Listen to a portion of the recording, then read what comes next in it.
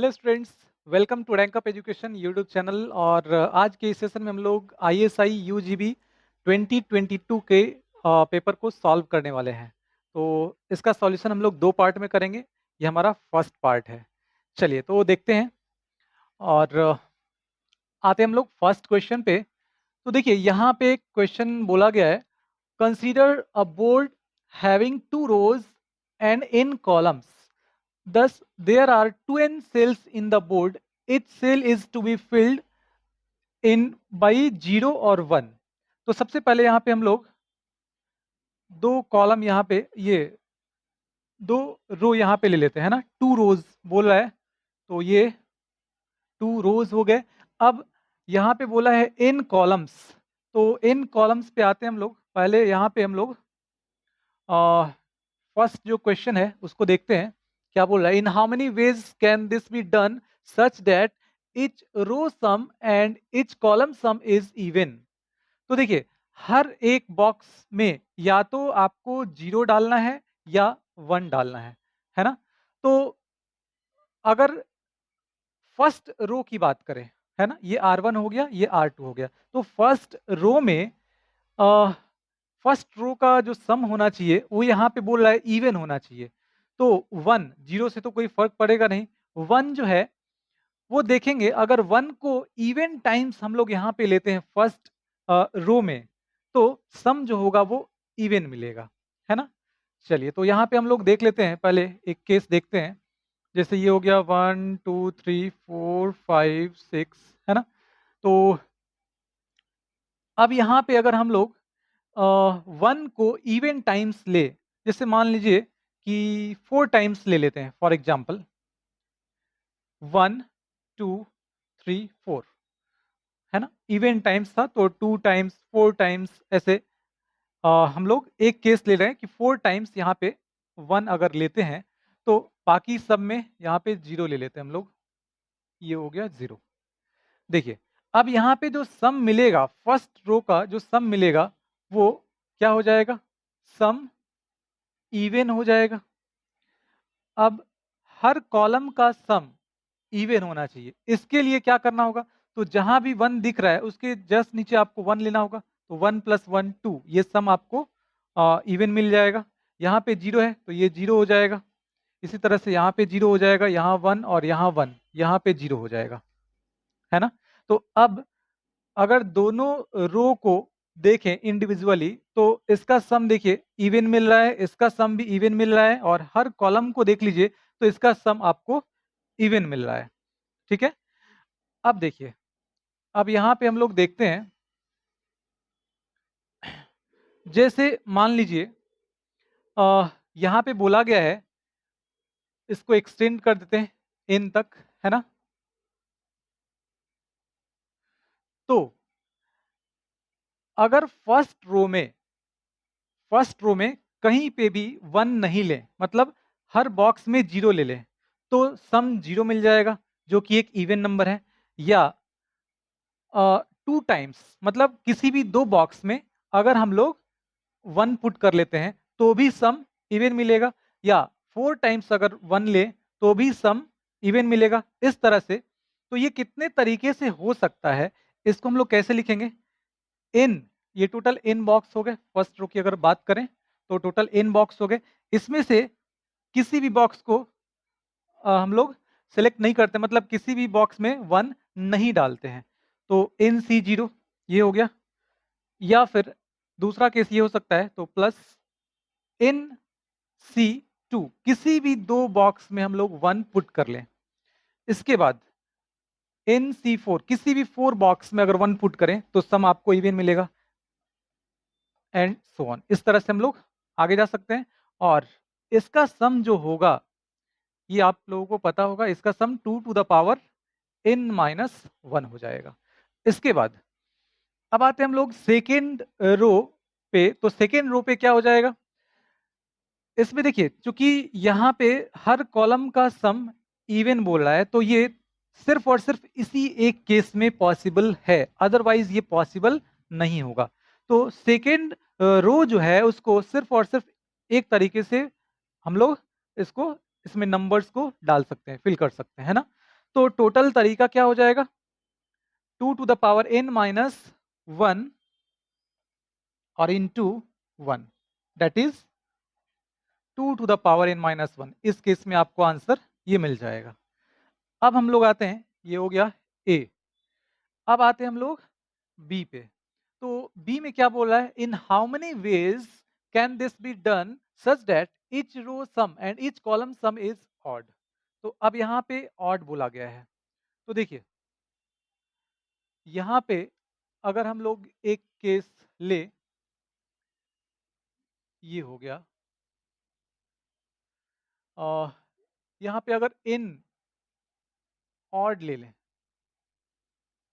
ठीक है, इन ऑड ले लें, तो देखिए 1 2 3 4 5 6, ठीक है। तो टोटल यहाँ पे फर्स्ट रो में एक पर्टिकुलर केस की बात कर रहे हैं हम लोग समझने के लिए। तो यहाँ पे फर्स्ट जो रो है इसमें कितने बॉक्स दिख रहे हैं यहाँ पे? तो 1 2 3 4 5 6 7, ठीक है, 7। तो अगर यहाँ पे हम लोग मान लें कि 1 2 एंड 3 इन 3 जगहों पे, क्योंकि देखिए यहाँ पे क्या बोला है? सम ऑड बोल रहा है ना? Each row sum and each column sum is odd. तो एक बार या फिर 3 बार या फिर 5 बार इस तरह से हम लोग ले सकते हैं। तो यहाँ पे एक पर्टिकुलर केस हम लोग डिस्कस कर रहे हैं। तो 3 टाइम्स 1 मतलब 3 बॉक्स में 1 को डालते हैं। तो अब ये सम जो मिलेगा ये आपको ऑड मिल जाएगा। सम क्या मिलेगा? ऑड मिल जाएगा। यहाँ पे 0 आ जाएगा, 0 और 0। अब देखिए चूंकि हर कॉलम का सम ऑड होना चाहिए, तो इसलिए यहाँ पे 1, यहाँ पे 0, यहाँ पे 1 0 0 1 एंड 1 ऐसा होना चाहिए। लेकिन अब यहाँ पे देखिए क्या हो रहा है? 1 2 3 4। तो यहाँ पे जो सम मिल रहा है ये इवन मिल जा रहा है। इसका मतलब ये केस पॉसिबल नहीं होगा, ठीक है। तो जब इन यहाँ पे हम लोग ऑड ले रहे हैं, ठीक है, मतलब इन का वैल्यू ये अप टू इन तक जाएगा। हमने एक पर्टिकुलर केस लेके दिखाया है। तो उस केस में जब इन ऑड होगा तो ये पॉसिबल नहीं होगा। अब आते हैं जब इन इवन होगा। इन जब इवन होगा तो इस केस में देखते हैं। देखिए अब फिर से हम लोग एक पर्टिकुलर केस पे आते हैं। पहले 1 2 3 4 5। तो टोटल यहाँ पे जो बॉक्सेस दिख रहे हैं फर्स्ट रो में 1 2 3 4 5 6 इन इवन लिया है हमने। अब देखिए यहाँ पे जो सम है वो क्या होना चाहिए? सम ऑड होना चाहिए। तो इसके लिए हम लोग किसी भी 3 जगह पे एक पर्टिकुलर केस की बात करें तो यहाँ पे और यहाँ पे हमने ले लिया 1, ठीक है। तो अब ये जो सम होगा यहाँ पे 0 0 और 0 ले लिया, तो ये सम क्या मिलेगा फर्स्ट रो का? यहाँ पे आपको ऑड मिल जाएगा। और चूंकि हर कॉलम का सम ऑड होना चाहिए तो 0 0 0 ये हो गया 1, ये हो गया 1 एंड ये हो गया 1। तो अब देखिए ये अगर सेकेंड रो की बात करें तो इसका सम भी आपको ऑड दिख रहा है और हर कॉलम का सम देखते हैं तो वो भी ऑड मिल रहा है। तो इसका मतलब क्या हुआ? ये केस जो है ये एग्जिस्ट करेगा, ये पॉसिबल है। चलिए तो अब ये एक पर्टिकुलर केस हम लोग देख रहे हैं। इसमें देखते हैं कि कितने तरीके से अगर इसको एक्सटेंड कर देंगे हम लोग अप टू एन तक, तो ये कितने तरीके से हो सकता है। चलिए अब यहाँ पे सबसे पहले हम लोग देखते हैं कि 1 ये जो बॉक्सेस हैं एन बॉक्सेस, इसमें से किसी भी एक बॉक्स में, किसी भी 3 बॉक्स में, किसी भी 5 बॉक्स में, किसी भी 7 बॉक्स में, मतलब इस तरीके से अगर हम लोग 1 लेंगे, है ना? ऑड टाइम्स अगर 1 लेंगे तो सम जो होगा वो ऑड मिलेगा। तो अगर एक किसी एक बॉक्स में 1 डालना हो तो ये NC1 इतने तरीके से हो सकता है।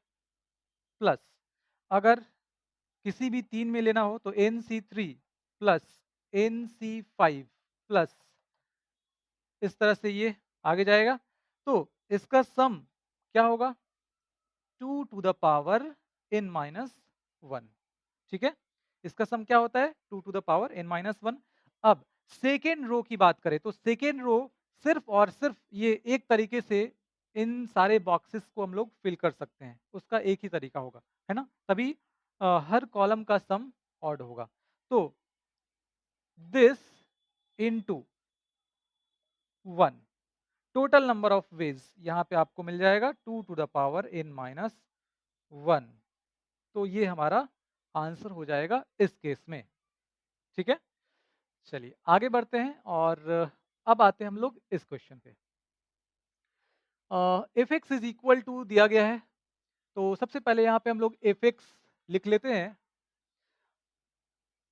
एक्स माइनस के का वैल्यू 1 से m तक है, तो 1 और पावर 4 एक्स माइनस 2 पावर 4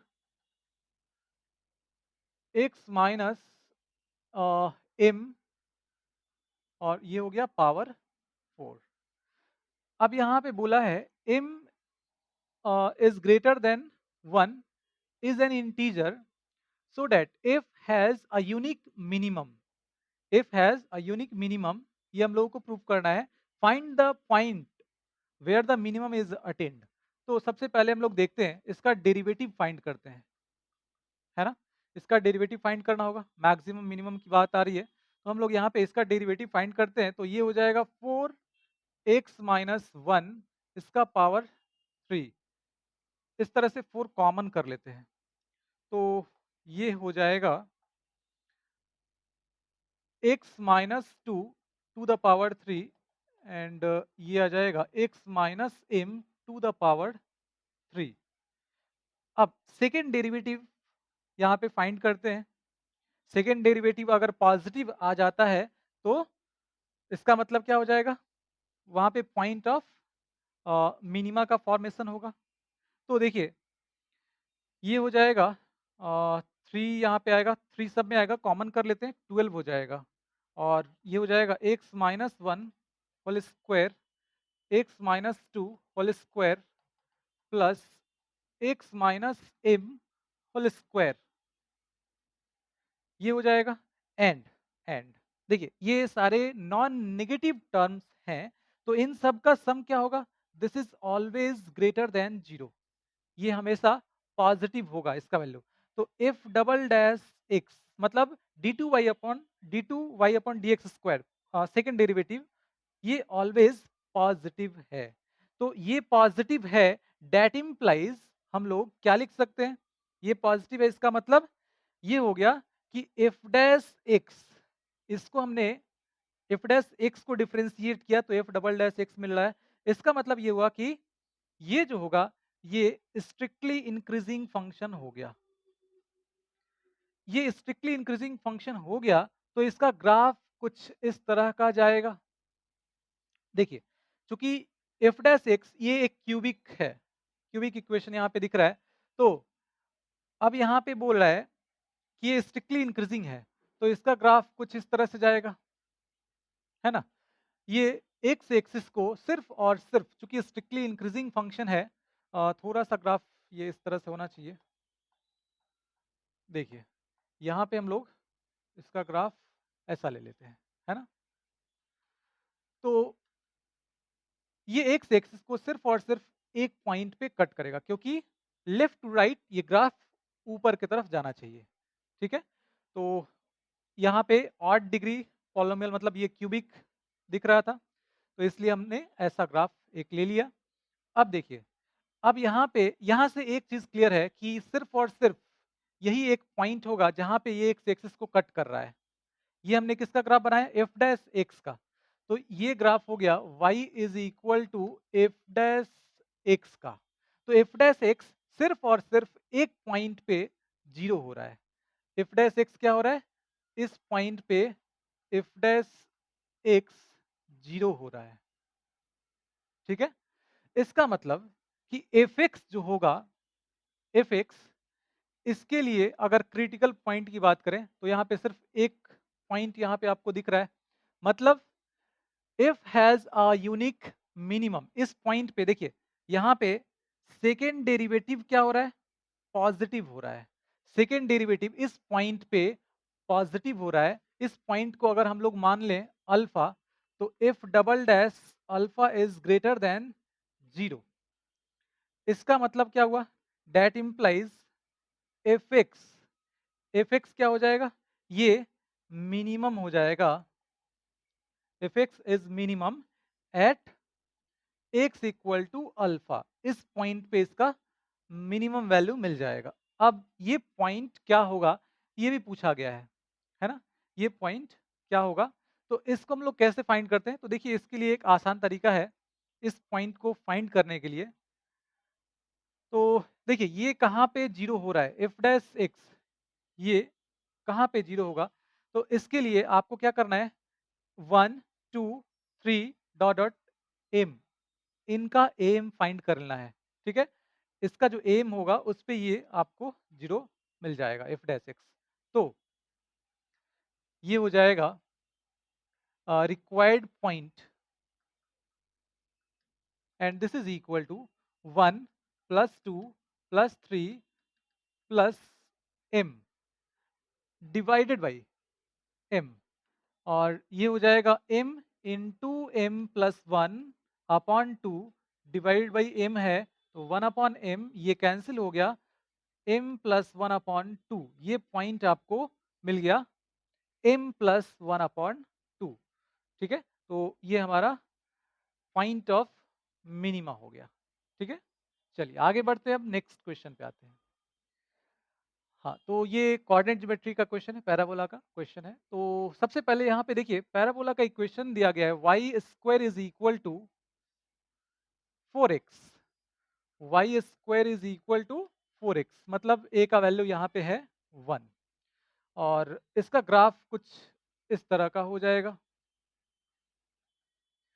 अब देखते हैं यहाँ पे, और आगे क्या बोल रहा है, the straight line y is equal to x plus to.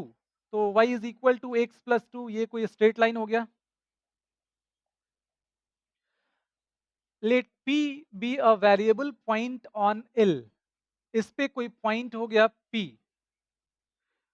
Draw the two tangents from P to C and let Q1 and Q2 denote the two points of contact on C। मतलब यहां से हमने एक tangent draw कर लिया, और यहां से एक टेंजेंट इधर ड्रॉ कर लिया। ये दोनों पॉइंट जो पॉइंट ऑफ कांटेक्ट है उसको बोल रहा है कि Q1 एंड Q2 लेना है। Let Q be the mid point of the line segment joining this and this. तो इन दोनों को अगर हम ज्वाइन करते हैं तो ये पॉइंट हो गया इसका मिड पॉइंट, और ये हो जाएगा Q, ऐसा बोल रहा है क्वेश्चन में। अब इसके बाद बोल रहा है find the locus of Q as P moves along L। ये पॉइंट जो है इस लाइन पे मूव कर रहा है, मतलब वेरिएबल पॉइंट है। तो यहाँ पे Q जो पॉइंट है उसका लोकस क्या होगा।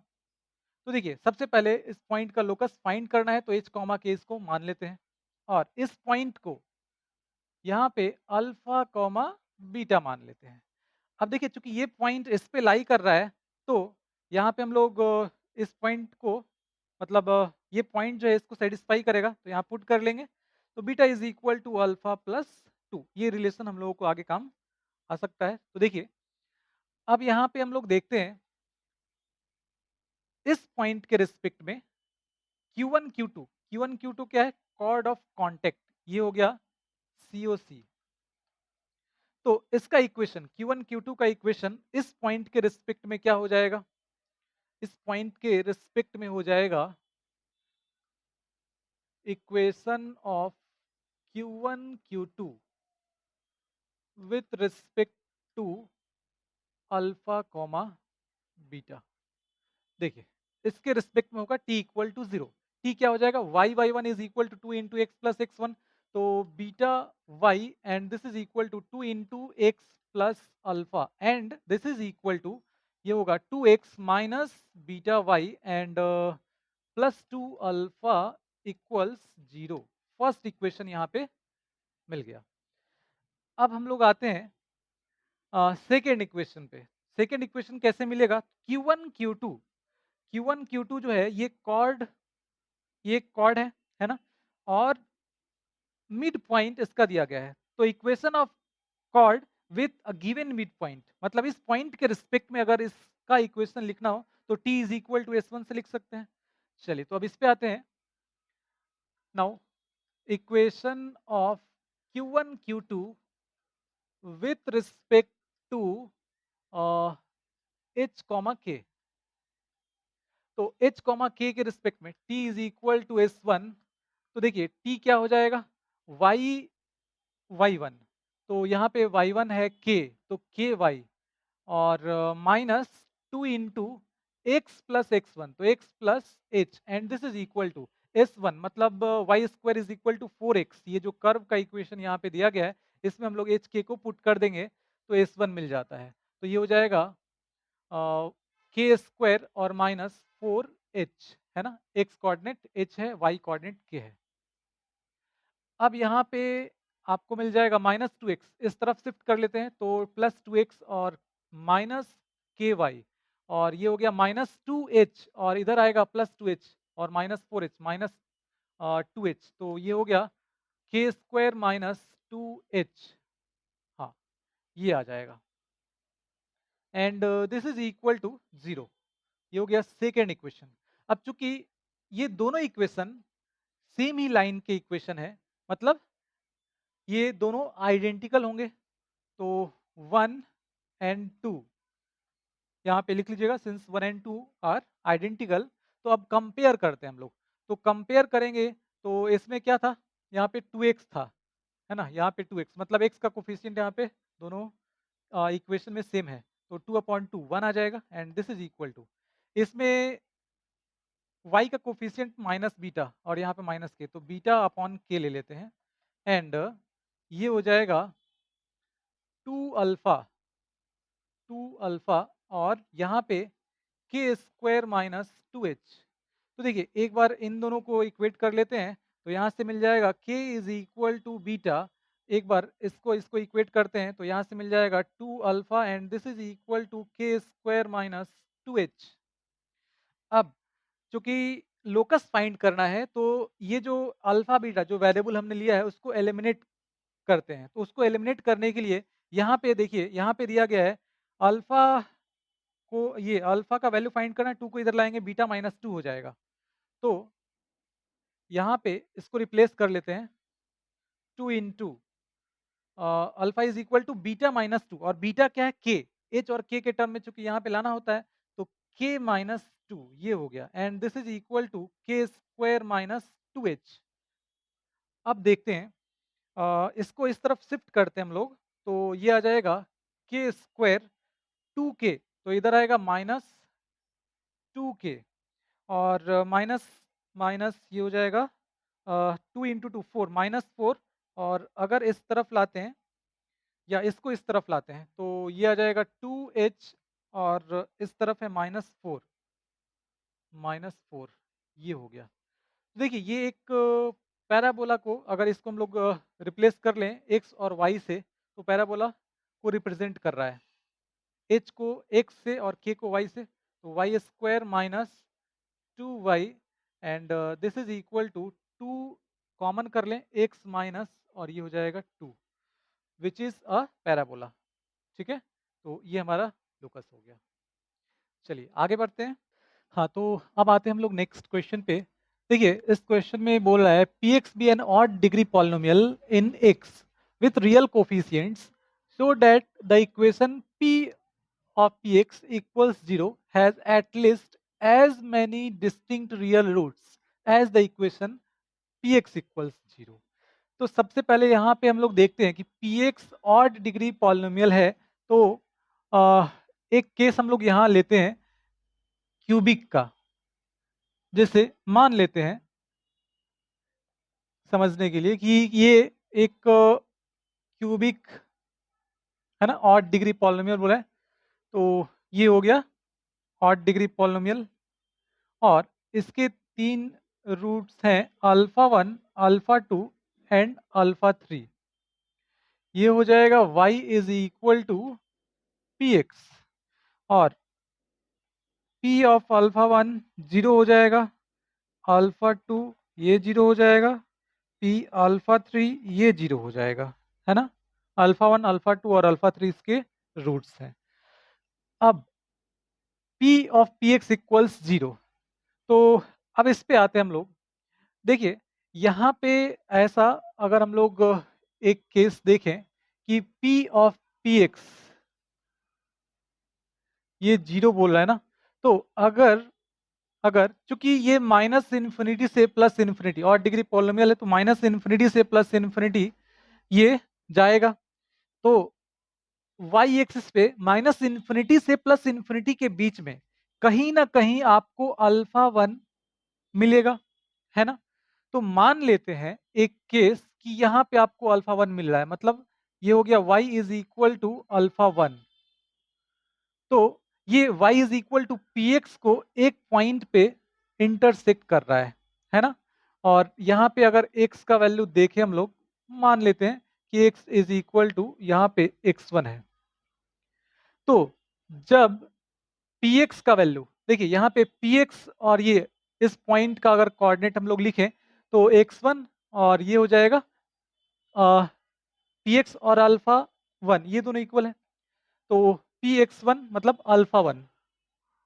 तो p ऑफ अल्फा 1 मतलब px जब अल्फा 1 होगा तो ये हो जाएगा p अल्फा 1, और p अल्फा 1 जीरो है।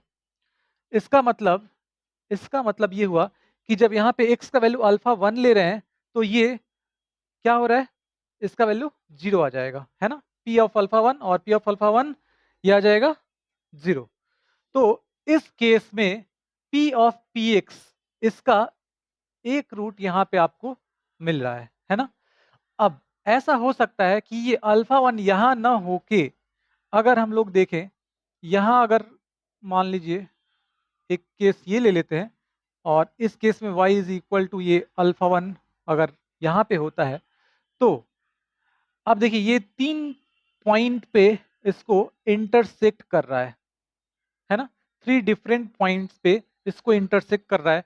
तो यहाँ पे हम लोग अगर ले लें x1, यहाँ पे अगर ले लें x2 और यहाँ पे x3, या यहाँ पे x1 है उसको एज इट इज रहने देते हैं, यहाँ पे x2 और x3 ले लेते हैं। तो इस केस में क्या होगा, इस केस में देखिए x के different three different values x1 x2 and x3, लेकिन y जो मिल रहा है वो मतलब इस पे इन तीनों वैल्यू पे सेम मिल रहा है, अल्फा 1 के बराबर। तो जब px1 लेंगे, इस केस में px1 लेंगे तो ये क्या आ जाएगा, px1 अल्फा 1 के बराबर आ जाएगा, होगा ना। तो p ऑफ px1 ये क्या आ जाएगा, इसको अल्फा 1 यहां पे लिख सकते हैं, तो अल्फा 1 और p ऑफ अल्फा 1 ये हो जाएगा जीरो यहां से। तो px1 ये आ गया, ये हो रहा है अल्फा 1 px1, ये हो जाएगा यहाँ पे इस केस में, तो अल्फा 1 और ये जीरो मिल रहा है। तो इस केस में देखिए px2 अगर हम लोग देखें तो px2 ये हो जाएगा अल्फा 1 के बराबर, और यहाँ से फिर आपको p ऑफ px ये क्या आ जाएगा, इसके जगह पे x2 रखेंगे तो px2 और ये अल्फा 1 हो जाएगा, p अल्फा 1 ये वापस आपको जीरो मिल जाएगा। तो यहाँ पे भी जीरो हो रहा है। इसी तरह से अगर px3 देखें तो px3 क्या हो जाएगा, ये भी अल्फा 1 के बराबर होगा, तो ये हो गया अल्फा 1। और यहाँ पे फिर आपको p ऑफ px ये मिल जाएगा जीरो। तो इस वाले केस में x के थ्री डिफरेंट वैल्यू पे ये y जो मिल रहा है वो अल्फा 1 मिल रहा है, तो इन तीनों पे ही आपको p ऑफ px जीरो मिल रहा है। तो देखिए इससे थ्री रूट्स इसके मिल गए p ऑफ px के। तो अगर ये केस, क्योंकि ये केस तो कम से कम ये तो होना ही है, मतलब एक कम से कम एक पॉइंट पे ये इसको इंटरसेक्ट करेगा, क्योंकि क्योंकि ये माइनस इन्फिनिटी से प्लस इन्फिनिटी पे जा रहा है ना, माइनस इन्फिनिटी से प्लस इन्फिनिटी तक जाएगा, तो इस बीच में कहीं ना कहीं y is equal to alpha 1 इसको इंटरसेक्ट करेगा, मतलब कम से कम एक पॉइंट पे इंटरसेक्ट करेगा या उससे ज्यादा, है ना, 3 पॉइंट तक भी कर सकता है। तो यहां पे हम लोग बोल सकते हैं कि जब अ, इस केस की बात कर रहे हैं, मतलब x is equal to alpha 1 ले रहे हैं, तो आपको p ऑफ px के एटलीस्ट इसका एक रूट आपको मिल रहा है ना, एटलीस्ट 1 रूट यहाँ पे मिल रहा है। अब अगर अल्फा 2 लेते हैं तो सेम प्रोसेस उसके लिए भी आप कर सकते हैं, तो उसमें भी कम से कम एक रूट आपको मिलेगा। इसी तरह से अगर n डिग्री का ये पॉलिनोमियल हो जाए, तो n डिग्री के पॉलिनोमियल में अल्फा 1, अल्फा 2, अल्फा 3, इस तरह से अल्फा n के लिए अगर हम लोग देखें तो सब में कम से कम एक रूट आपको मिलेगा p ऑफ px का। तो यहां से हम लोग बोल सकते हैं कि p ऑफ px जो होगा उसका, अगर इसके px इक्वल टू 0, देखिए px के अगर n रूट्स हैं तो p ऑफ px के एटलीस्ट n रूट्स होंगे, मतलब कम से कम n होगा, n से ज्यादा हो सकता है। ठीक है, तो इस तरह से आप इसको सॉल्व कर सकते हैं। तो बाकी के जो क्वेश्चंस हैं वो हम लोग आगे के जो वीडियोस हैं उसमें हम लोग, मतलब सेकेंड पार्ट में उसको कवर करेंगे। ठीक है, तो मिलते हैं फिर नेक्स्ट वीडियो में। Thank you.